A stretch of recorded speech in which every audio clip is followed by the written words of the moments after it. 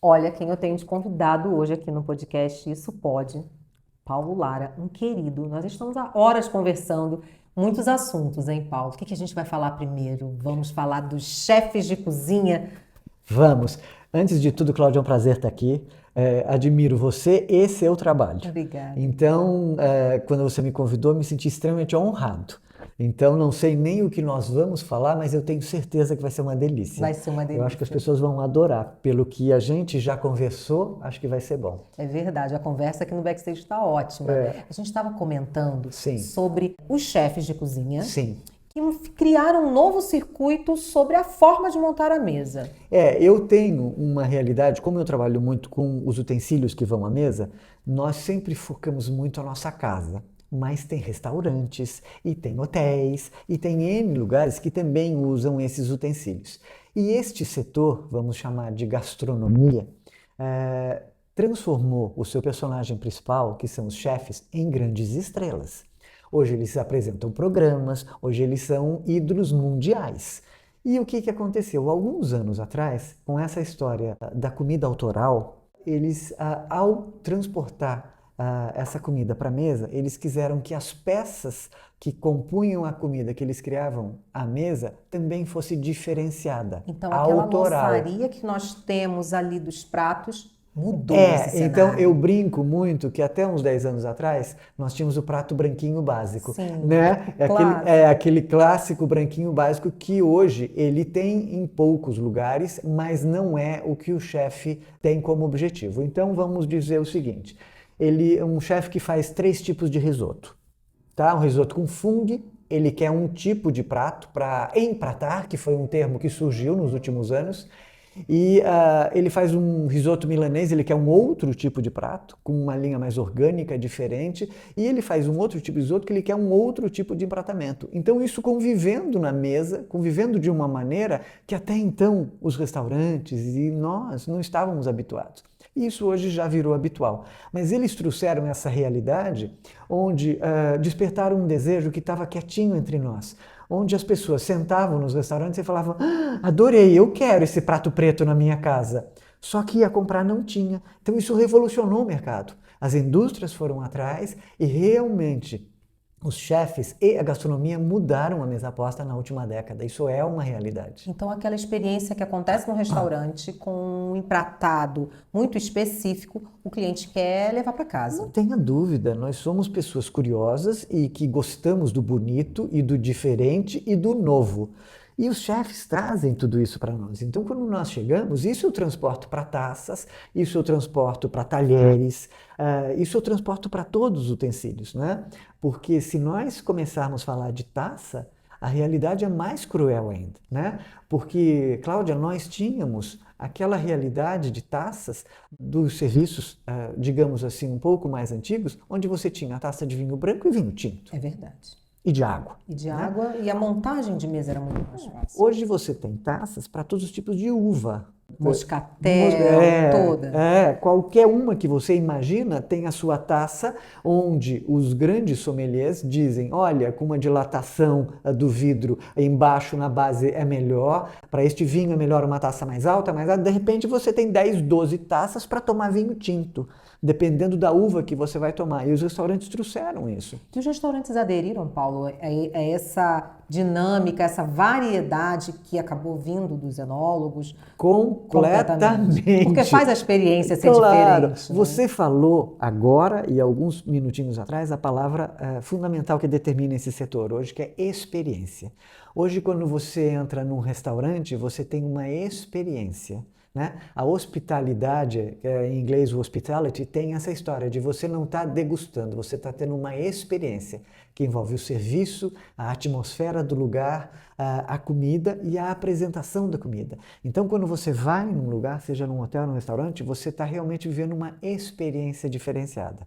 Levar isso para casa é o sonho de todo É mundo. verdade, mas como a gente leva para casa com essa diversidade tão grande de pratos diferentes, que são específicas para determinados pratos, como a gente consegue fazer a montagem de mesa? Aquilo que você falou, clássico, que era o serviço inglês, o serviço francês, o serviço americano, então mudou. A gente agora tem uma outra realidade. Tem várias outras opções. Primeiro, Quando isso foi despertado, as indústrias, algumas estavam preparadas, mas a grande maioria não. Então foram atrás no desenvolvimento de peças para este novo mercado, buscando coisas diferenciadas e coisas únicas e diferentes. E isso envolve, em pratos, vernizes novos, cores novas, formatos novos. Surgiu muitas coisas, aqueles pratos manchados que são vernizes reagentes.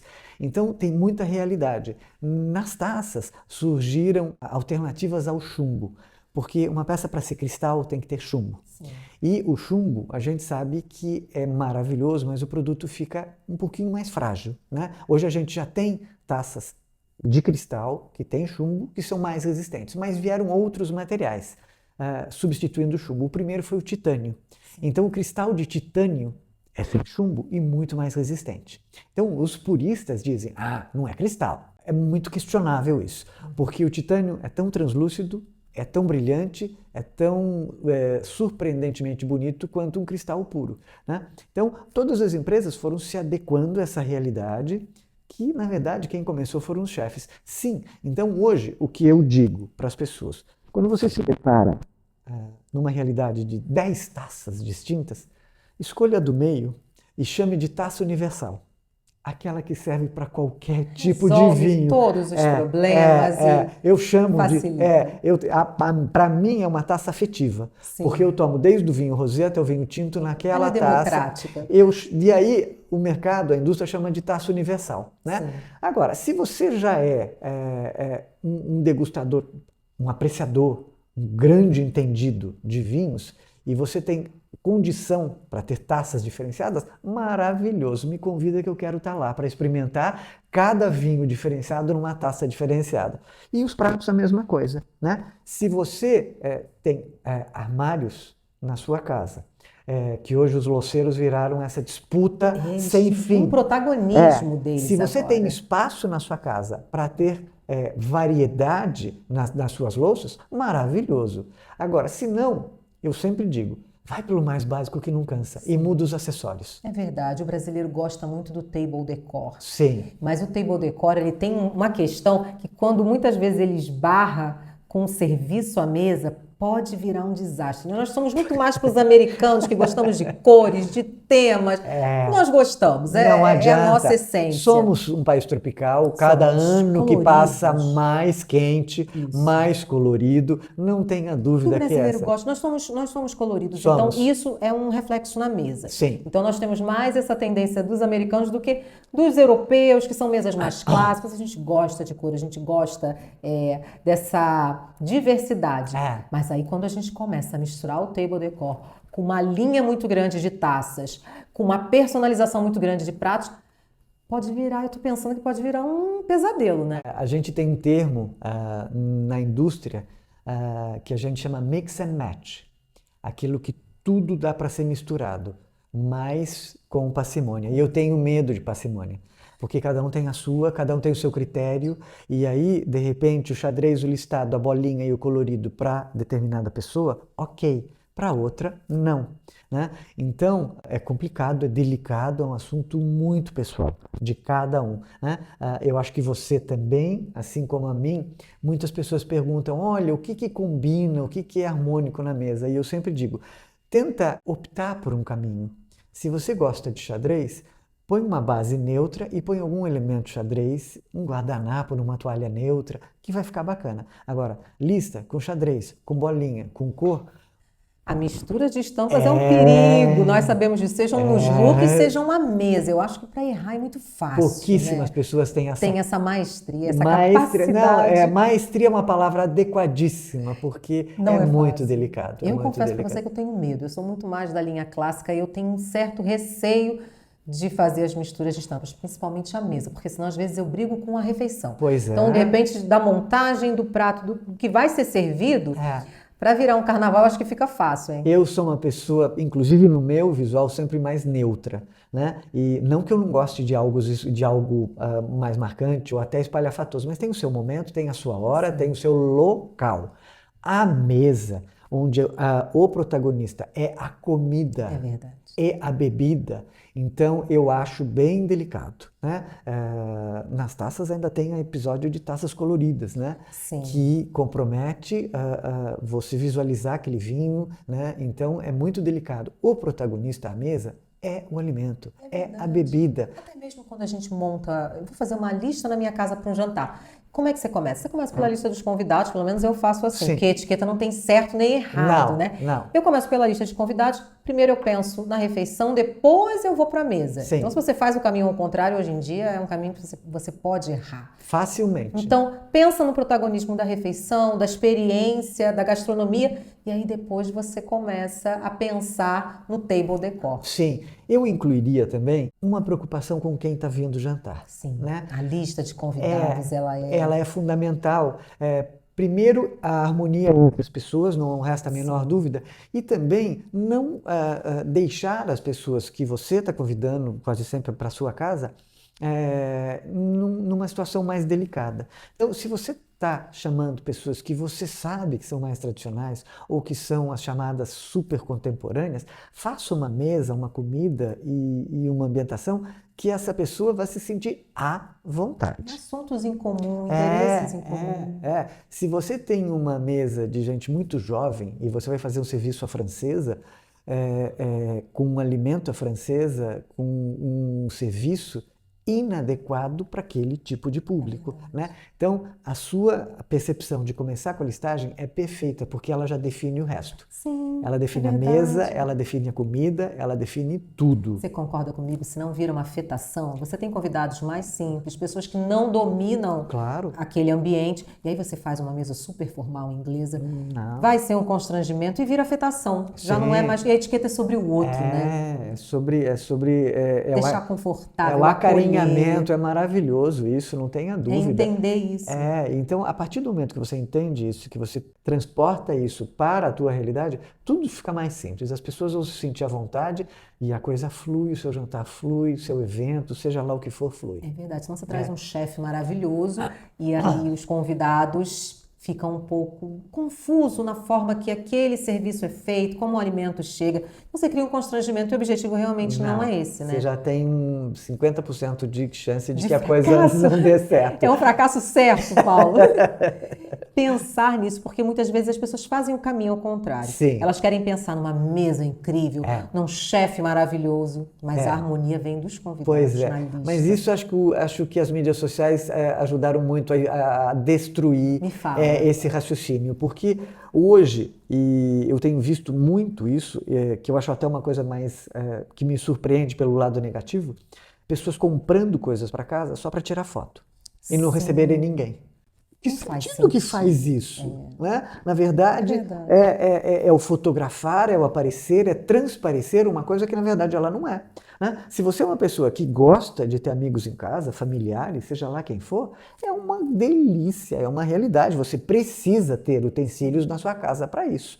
Agora, se você compra para fotografar, por favor, isso não é a realidade que dure muito. Quer dizer, as pessoas vão ver que aquilo é só para fora, não é para dentro. E o receber é recolher para dentro, é trazer você para a minha realidade do carinho, do afeto. Você gosta de receber, Paulo? Gosto. Recepções grandes ou pequenas? Pequenas. Eu não sou uma pessoa de recepção grande. Eu diria, eu recentemente fiz um aniversário do meu irmão na minha casa, tinham 30 pessoas, eu sofri. 30 já era um grupo muito difícil de gerir dentro de casa. A minha casa comporta 30 pessoas, é um limite, né, onde todos estavam, eu não diria sentados à mesa, mas estavam sentados bem confortáveis. Sim. Mas eu gosto de conversar com todo mundo. Eu gosto de estar num campo de visão, olhando para tudo que está acontecendo, para poder administrar, para poder estar de uma maneira interagindo com isso. 30 pessoas é difícil. Se você está num grande evento, num casamento, num buffet, você tem ajuda para que isso aconteça. Sim. E você tem condição de ir mesa por mesa, você vai passando, a história é diferente. Agora, dentro de casa, 10 já é um limite grande de gente, né? Não tem coisa pior do que você ter que falar um pouquinho mais alto para atingir a outra pessoa, e aí você já perde um pouco o controle. Eu gosto na minha mesa cabem 6 pessoas com aperto 8. Acho um número ótimo, 8 pessoas. Acho adequado, acho gostoso. Então, vamos dizer, o 30 já para mim foi um sofrimento. Entendi. O 20 eu acho que eu ainda seguraria. Mas aí vem a pergunta, você tem um staff preparado para isso? Porque aí vai me levar a uma outra pergunta, que é o nicho onde você atua hoje de uma forma muito forte. Você tem um staff que possa te dar esse suporte ou é complexo ter esse time doméstico? É claro que eu não tenho. Não, claro que a gente conhece determinadas pessoas e serviços que estão completamente afinadas com esse momento de...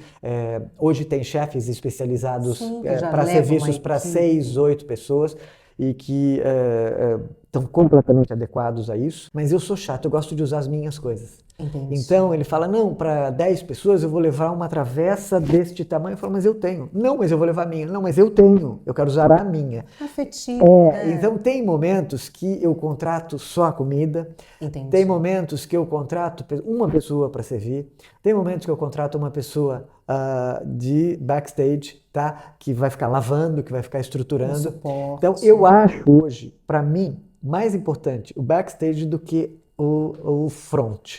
Porque uma lavando, uma para bebida, porque tem uma coisa para mim que é fundamental, que não pode faltar em festa nenhuma, que as pessoas às vezes esquecem. Gelo. Gente, foi isso que o André Ramos falou. Gelo. Não pode faltar gelo. Não, gelo. E você faz o quê? Você compra ou você tem a máquina de gelo? Não, eu compro. Eu reformei minha casa recentemente.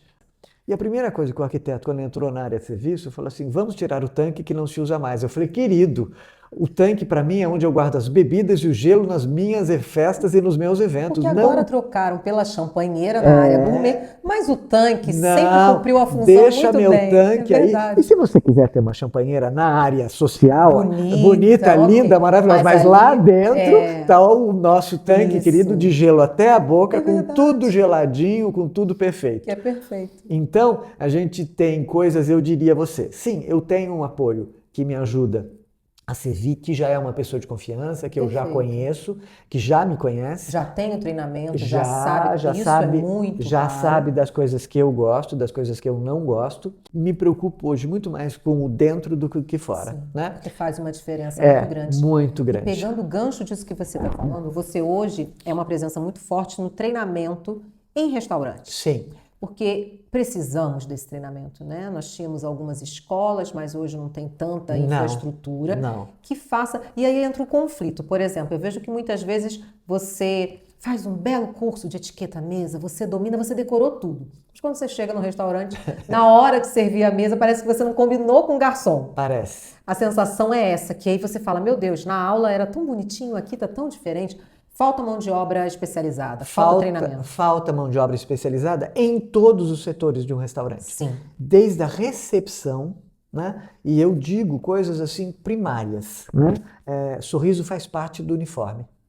Tá? Então, o receber a pessoa, hoje a fisionomia e o aspecto corporal já te afasta ou te aproxima de um lugar. Então você ser bem recebido, meu restaurante está cheio, não tem lugar, vai demorar 1h30. Olha, fique tranquilo, você vai ficar num bar, você vai ser muito bem atendido e no primeiro momento eu já vou te colocar. A experiência começa ali, começa né? Não é na só recepção. no prato, é na recepção, é verdade. Então, na abordagem, no entregar o cardápio, no entender o cardápio. Olha, eu não gosto muito de cebola. Essa carne aqui tem cebola? Ah, não sei, vou falar com o chefe. Já perdeu a venda. Eu tenho uma dificuldade com isso, Paulo, porque eu sou alérgica a leite. Nossa! Então, eu não sou intolerante. Mas não tem lactose. Ou então, não tem leite, mas tem o creme de leite. Claro. Mas tem o leite condensado. Eu já fui para o hospital 2 vezes por conta disso. Meu Deus. No meu caso, eu dou edema de glote, para você ter ideia. Então, isso é aí você pergunta, tem leite, tem queijo? Não, não tem queijo. Mas aí tem um leite na hora de fazer a massa. E como eu não cozinho, eu não faço ideia do que tenha no prato. Então falta treinamento. Os profissionais de restaurante, de hotel, que não dominam o cardápio onde trabalham, é muito complexo, né? E a mesma história para vinhos. Olha, eu estou comendo alcaparras que vinho melhor harmoniza com isso. Se você tem alguém que entenda de vinhos do restaurante, fantástico, mas o garçom tem que ter a mínima Uma noção base das é coisas. importante. Na ausência de um sommelier, você precisa Então, conduzir o cliente. atenção a quando está servindo, porque o cliente, quando chega a levantar a mão ou mesmo chamar o garçom, o serviço já falhou. Tá? Porque o atendente tem que estar muito, Ele tem que se antecipar, muito antenado com as reações, com os movimentos, né? E coisas primárias, daí vamos falar de etiqueta. Essa história da pressa de garçom. Primeiro, encher copo de vinho até a boca, querendo enfiar uma segunda garrafa na mesa. Isso é terrível. Tá? Qualquer pessoa sabe que qualquer garçom que ultrapasse o limite do vinho está tentando, na verdade, vender mais vinho. Ele quer bater a cota dele. Então, a segunda coisa, tirar pratos quando tem pessoas na mesa comendo. Isso é um absurdo de tal proporção e hoje virou realidade, principalmente em restaurantes de grande movimento, onde estão 4 na mesa, 2 acabaram e 2 não, já estão tirando as coisas. Né? Recentemente eu fui em lugares que eu gosto de café, tá? Então, eu não como doce. Então as pessoas estavam se deliciando com a sobremesa e eu com o meu café. E eu me levantei para ir ao toalete. Meu café estava na metade. Quando eu voltei, eu tinha levado meu café. Falei, por favor, o senhor tinha acabado? Não tinha acabado. E mesmo porque eles ainda estão ainda na refeição. Então, são orientações tão básicas que são necessárias. Por quê? Porque a mão de obra hoje está difícil. Sim. Então, a gente tem, e eu vou voltar à palavra que você falou, a experiência de ir a um hotel e a um restaurante começa na recepção. Sim. A experiência é plena, né? E num hotel não é diferente, né? A pessoa que faz a arrumação do seu quarto, a pessoa da recepção, a pessoa que te recebe para o café da manhã, tem que estar absolutamente preparada para esse tipo de coisa. O óbvio e o básico também precisa ser dito e ensinado, né? Então, isto é etiqueta corporativa, é etiqueta de um outro momento, mas você vê, nós começamos a falar dos chefes e a gente está falando dessa experiência que faz parte do todo. E isto sim é uma etiqueta hoje atual, moderna, contemporânea e que abrange muitas fases. Que tem sido muito mal utilizada, né? Então eu acho que você tem um oceano azul aí, quando a gente fala de restaurante, da parte gastronômica, porque são várias linhas de profissionais que precisam desse treinamento. Então eu vejo assim que a etiqueta vai, porque não adianta, muitas vezes você em casa consegue criar uma experiência muito boa, mas no restaurante você não consegue e vice-versa. E as redes sociais têm esse poder de falar, e muitas vezes o restaurante nem sabe que ele precisa disso. Não. Agora ele já sabe. Já. Cláudia, você sabe que recentemente aconteceu uma coisa muito divertida. Divertida é a maneira de falar, né? O restaurante me chamou dizendo que lá fez opção de estudantes serem os garçons. De 21, 22, 23 anos, universitários. De qualquer área. Descolados e com visual bacana, contemporâneos de atitude, de maneira de se trajar. Só que na hora de servir... Um desastre. Um desastre, porque aí a experiência, o serviço, faz parte do atendimento. Então, eles estão ali para ser um cenário e esqueceram disso. Então, a hora que eu comecei a treinar essas pessoas, eles ficaram extremamente ofendidos. Extremamente ofendidos. Porque são pessoas intelectualmente bem capacitadas, porque são todos universitários, mas na hora de serem treinadas para servir, porque ali estavam servindo pessoas, tiveram uma reação extremamente negativa. Eu posso estar errada, mas eu penso assim, não tem como falar de etiqueta sem ter educação. Uhum. E educação a gente recebe em casa. Sim. Então, sem essa estrutura, fica difícil até falar em hospitalidade, fica difícil falar em servir. Sim. Porque a etiqueta, como a gente falou, é para o outro. Então, fica muito difícil você entrar nesse cenário como ator principal e não como figurante. Fazendo uma alusão muito feliz à reação que... Entender os pequenos sinais, aquela conversa que vai acontecer entre você e o cliente, entre o ato de servir, porque não é todo mundo que tem esse perfil para servir. Não é. Existem pessoas que pensam muito em si, não pensam no serviço e nem servir o outro. Então é uma geração que... Eu não sei, será que no futuro todos os nossos garçons serão robôs? Porque é uma geração um pouco difícil de treinar, né? Eu penso assim, eu vejo que é o perfil. Nunca tinha lidado com tanta rejeição, com tanta dificuldade e com tanta falta de abertura. Na verdade, eles estavam ali me olhando, eu me sentia assim um senhorzinho. de que estava falando uma coisa para eles de uma realidade que não era a deles, eles não sentiam essa necessidade.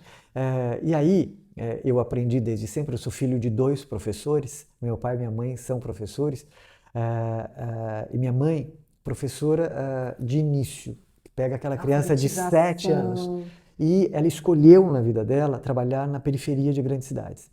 Então, eu ia muitas vezes com ela. E minha mãe, quando chegava nesses lugares, ela chegava na realidade de onde ela estava. Sim. E isso foi o grande aprendizado da minha vida. Eu me adapto com uma realidade muito grande Então para onde eu vou.